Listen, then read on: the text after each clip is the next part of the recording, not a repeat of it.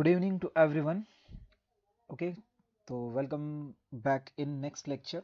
फिर से जो है वो हम अगले लेक्चर के स्टार्ट करते हैं। काफ़ी दिन के बाद जो है मैं वीडियो अपलोड करूँगा आज, और इस टॉपिक को जो है वो कम्प्लीटली मैं अपलोड करूँगा इंशाल्लाह, one by one each and every lecture I will take. So आज जो हमें डिस्कस करना है, जो हमें बात करनी है, जो स्टूडेंट्स के अंदर काफ़ी स्पेशली जो नीट का जो एग्ज़ाम दे रहे हैं उनके लिए काफ़ी जो इम्पॉर्टेंट पॉइंट है, या बोल सकते हैं जो सबके लिए थोड़ा सा हार्ड टॉपिक जाता है, जो कि प्लांट फिजियोलॉजी। इस टॉपिक को जो है वो आज हम डिस्कस करेंगे, प्लांट फिजियोलॉजी को, जिसके अंदर आज का हमारा टॉपिक रहेगा दैट इज़ द फोटोसिंथेसिस। इसका ब्रीफ इंट्रोडक्शन देखेंगे आज। आज का जो हमारा लेक्चर होगा, जो वीडियो होगा, वो फोटोसिंथेसिस का इंट्रोडक्शन होगा कि फोटोसिंथेसिस है क्या, ये सारी चीज़ें। तो सबसे पहले हम समझ लेते हैं। यहाँ पर देखो कि इतना भी मुश्किल नहीं है, फिजियोलॉजी बहुत सिंपल है। बस हमें अंडरस्टैंड करना पड़ेगा इसके कंसेप्ट्स। जितने ज़्यादा हम जो है वो इसके कंसेप्ट्स को जो है वो क्लियर कर लेंगे ना, तो उतने हमारे लिए जो है वो इसके एमसीक्यू जो है वो इम्पोर्टेंट रहेंगे। आपको जो है वो टॉपिक इजीली समझ में आ जाएगा, सब कुछ आएगा, पर प्रॉब्लम जब इसके क्वेश्चन आएंगे, आप जब डीपीपी सॉल्व करेंगे इसका, तब आपको जो है वो बहुत सारी चीज़ें लगेंगी। हम इसे रट कर बिल्कुल भी याद नहीं रख सकते। It is not, you can say, the so just like ecology, just like you can say the other topics which are we can memorize, हम जिसे memorize कर सकते हैं उस तरीके का ये टॉपिक नहीं है। इसके अंदर जो है वो टोटल जो है वो आपको कंसेप्ट समझने पड़ेंगे, एकदम डीप कंसेप्ट समझने पड़ेंगे। क्वेश्चंस काफ़ी टफ आते हैं, तो किस तरीके से हम इसे समझेंगे, तो देख लीजिए। आज जो हमें सबसे पहले तो समझना पड़ेगा हमें कि what is mean by physiology. तो पहले तो इस चीज़ को समझ लेते हैं कि फिजियोलॉजी क्या होता है। ओके, नाउ फिजियोलॉजी को हम किस तरीके से करेंगे। देखो, फिजियोलॉजी को हम बोल सकते हैं कि it is the branch of biology which deals with study of it is the study of which study of metabolism. अगर हम मेटाबॉलिज्म का स्टडी करते हैं तो उसको बोलते हैं फिजियोलॉजी। अब मेटाबॉलिज्म के अंदर बहुत सारी चीज़ें आती है। अगर हम बात यहाँ पर बात निकली है मेटाबॉलिज्म की, तो पहले मेटाबॉलिज्म को समझ लेते हैं। ठीक है, तो मेटाबॉलिज्म यहाँ पे समझेंगे, फिर हमारे टॉपिक की तरफ आएंगे, फोटोसिंथेसिस के इंट्रोडक्शन की तरफ। काफ़ी इंटरेस्टिंग और मज़ेदार लेसन है, आपको मज़ा आएगा इसको पूरा कंप्लीट करने में। हम धीरे धीरे देखेंगे, और जैसे जैसे टॉपिक क्लियर होते जाएंगे वैसे वैसे इस पर जो है वो डीपीपी लेंगे या एमसीक्यूज भी लेंगे। तो यहाँ पर देखिए, इसके मेटाबॉलिज्म मतलब क्या होगा। मेटाबॉलिज्म मतलब होता है the sum of all chemical reaction all chemical reactions occurring in a cell अब मैं यहाँ पर सेल ले रहा हूँ, कोई स्पेशल सिर्फ बॉडी का स्ट्रक्चर यहाँ पर नहीं ले रहा हूँ। ठीक है, यहाँ पर मैं बात कर रहा हूँ सिर्फ सेल की, बिकॉज देखिए, क्योंकि जितना भी होता है सेल क्या होता है, सेल जो होता है it is the basic unit of life. Cell क्या है, यहाँ पर आपको पता है कि बेसिक यूनिट ऑफ लाइफ है। मतलब जितने भी प्रोसेस होंगे, अगर समझ लीजिए कि हम कंसिडर करते हैं दिस इज अ सेल, एक कंसिडर करते हैं यहाँ पर कि ये एक, समझ लीजिए कि एक सेल हो गया। ठीक है, ओके, चलिए अब यहाँ पर मैं थोड़ा फास्ट ड्रॉ कर रहा हूँ, तो आप इसे थोड़ा सा एडजस्ट कर लीजिएगा। और ये इसका न्यूक्लियस हो गया। Okay, this is the nucleus. अब इस सेल के अंदर ही डिफरेंट डिफरेंट रिएक्शन होंगे। यहाँ पर रेस्पिरेशन भी होगा, ठीक है, यहीं पर फोटोसिंथेसिस होगा अगर ये प्लांट सेल है तो। ओके, यहीं पर जो है वो प्रोटीन सिंथेसिस होगा, है ना, प्रोटीन सिंथेसिस भी यहीं पर होगा। Okay, also there are some other again gaseous exchange, है ना, एंड इट इज ऐसी thousands of, you can say the thousands of reactions.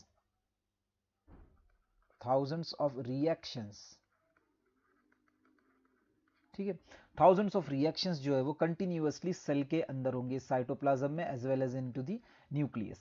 तो अब इस सेल के अंदर इतने सारे रिएक्शंस होते हैं, तो इन रिएक्शन के ही स्टडी को जो है वो हम मेटाबॉलिज्म बोलते हैं।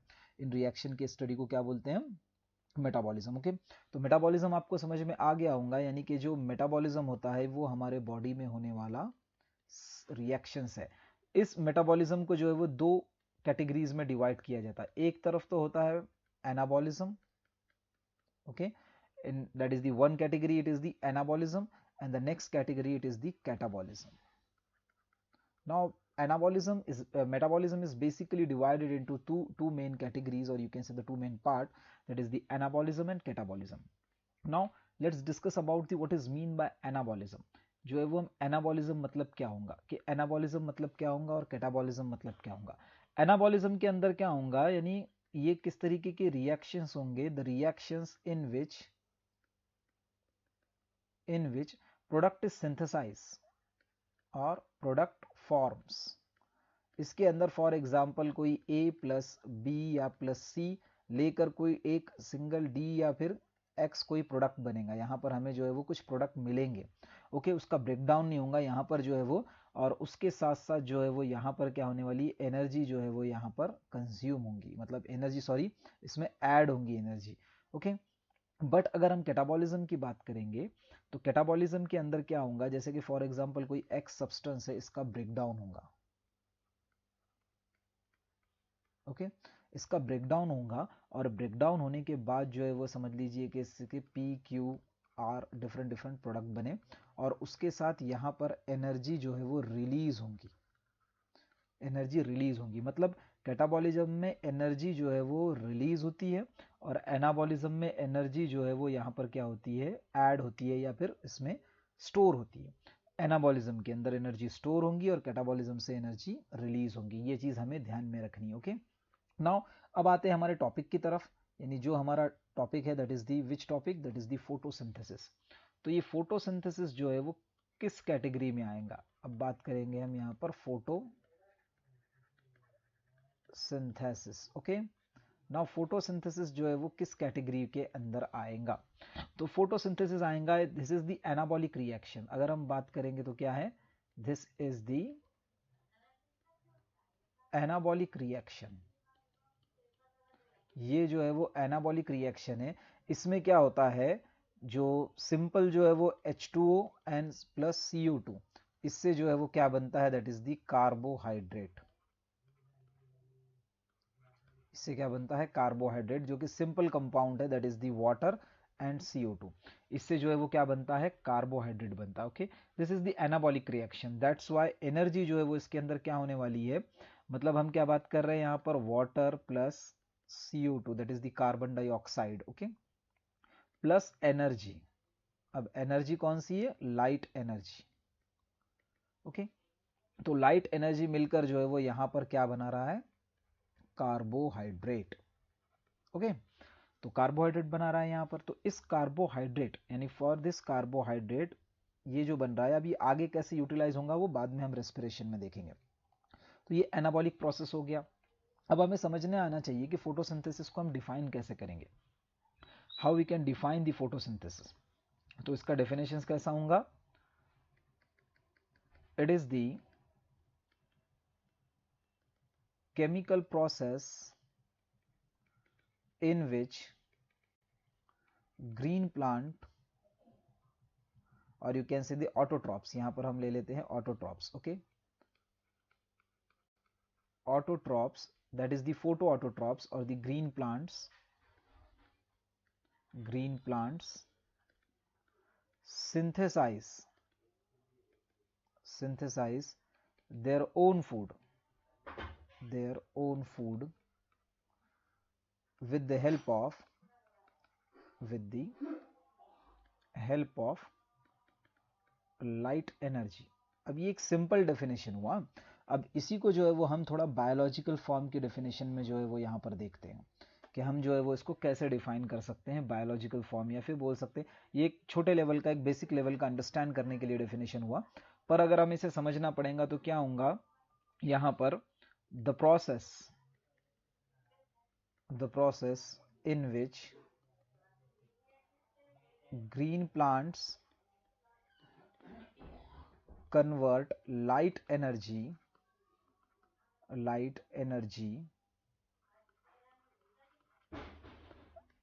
into biological usable form of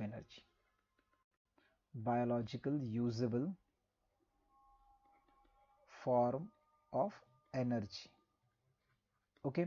या फिर इसके अंदर क्या होने वाला है कि the process in which green plant synthesize carbohydrate from the just like simple organic, you can say the simple inorganic substance to convert into the complex organic substance, है ना। यहां पर क्या करते हैं ग्रीन प्लांट्स जो है वो क्या करते हैं, जो सिंपल इनऑर्गेनिक सब्सटेंसेस है, इनऑर्गेनिक जो सब्सटेंसेस है लाइक कौन से है, H2O एंड CO2। तो ये भी एक डेफिनेशन बनेगा हमारा कि सिंपल इनऑर्गेनिक सब्सटेंस से हम क्या कर रहे हैं, कॉम्प्लेक्स ऑर्गेनिक सब्सटेंस बना रहे हैं। तो इससे क्या बनता है, that is the complex organic substance, जो कि बन रहा है कार्बोहाइड्रेट। क्या बन रहा है, carbohydrate.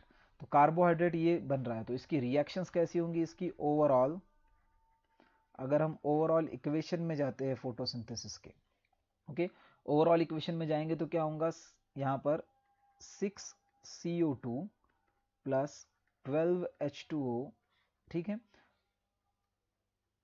6CO2 plus 12H2O in the presence of anything light and chlorophyll। Chlorophyll के प्रेजेंस में क्या होगा, it converted into C6H12O6 plus 6H2O plus 6O2 is release. इस तरीके से तो ये बन गया कार्बोहाइड्रेट और उसके साथ ऑक्सीजन लिबरेट हो रही है। अभी कैसे होगा ये पूरा रिएक्शन का मैकेनिज्म जो है वो किस तरीके से हमें देखना है, ये पूरा जो रिएक्शन का मैकेनिज्म है, इस एक रिएक्शन में कितने सारे ऑल रिएक्शंस हैं, वो सारी चीजें हमें बाद में देखनी है। अब थोड़ा सा ये समझ लेते हैं फोटोसिंथेसिस को, कि फोटोसिंथेसिस की अगर हम बात करेंगे तो it is an endergonic process. Now ये एक टॉपिक अब हमें समझना चाहिए कि what is mean by endergonic. तो एंडरगोनिक का मतलब होता है दैट मीन्स कि जिसके अंदर एनर्जी एब्सॉर्ब होंगी, है ना, reaction in which energy get absorb. यहां पर क्या हो रहा है, मतलब कि सिंपली जो सन से जो है ना, सन से जो लाइट एनर्जी आने वाली है, यानी ये जो लाइट एनर्जी है, ये लाइट एनर्जी प्लांट्स में जाएंगी, प्लांट्स जो है वो उसे स्टोर करेंगे, ओके, और स्टोर करके उसको जो है वो ग्लूकोज के फॉर्म में जो है वो यहाँ पर सेव करेंगे, इसके बॉन्ड्स में, इन ग्लूकोज के बॉन्ड्स में जो है वो सेव करेंगे। अब इन ग्लूकोज के जो बॉन्ड्स के अंदर ये जो एनर्जी सेव होंगी, ओके, यहाँ पर जो एनर्जी क्या होने वाली है, सेव होंगी, उसी एनर्जी को जो है वो हमें देखना है कि इन यानी कि ग्लूकोज के मॉलिक्यूल्स के बॉन्ड में जो एनर्जी सेव होंगी वो एनर्जी हम कैसे यूटिलाइज करेंगे in the form of ATP. तो आज मैं जस्ट इंट्रोडक्शन बता रहा हूँ। तो इस तरीके से ओवरऑल इक्वेशन हो गया फोटोसिंथेसिस का। अब अगर हम बात करेंगे कि फोटोसिंथेसिस में हमें देखना क्या है, फोटोसिंथेसिस में हमें सबसे पहले लाइट रिएक्शन देखना है, सॉरी, पहले तो जो है वो हमें सबसे पहले इस टॉपिक के अंदर देखना है site of photosynthesis, site of photosynthesis. दूसरे नंबर पर देखना है हमें मैकेनिज्म ऑफ फोटोसिंथेसिस के अंदर जो है वो light reaction, okay, light reaction में हमें सारे पॉइंट्स देखना है। और तीसरा और उसके बाद देखना है डार्क रिएक्शन, और फिर हमें देखना है लास्ट में factors affecting photosynthesis, factors affecting photosynthesis, okay. तो फैक्टर्स अफेक्टिंग फोटोसिंथेसिस जो है वो हमें यहाँ पर डिस्कस करना है बाद में। तो इन सारे पॉइंट्स को जो है वो हम वन बाय वन करेंगे। हमारा जो नेक्स्ट लेक्चर होगा वो होगा ये वाला, साइट ऑफ फोटोसिंथेसिस, जिसके अंदर हम क्लोरोप्लास्ट के बारे में देखेंगे, ओके। होपफुली आपको जितना मैंने अभी फोटोसिंथेसिस के बारे में इंट्रोडक्टरी पार्ट बताऊंगा, प्लांट फिजियोलॉजी के बारे में, वो सारी चीज़ें आपको होपफुली याद होंगी और आपने उसके नोट्स भी प्रिपेयर कर लिए होंगे। अगर कुछ डाउट रहता है तो आप नीचे कमेंट में बता सकते हैं, ओके। तो ये था हमारा आज का topic, that is the introduction of photosynthesis.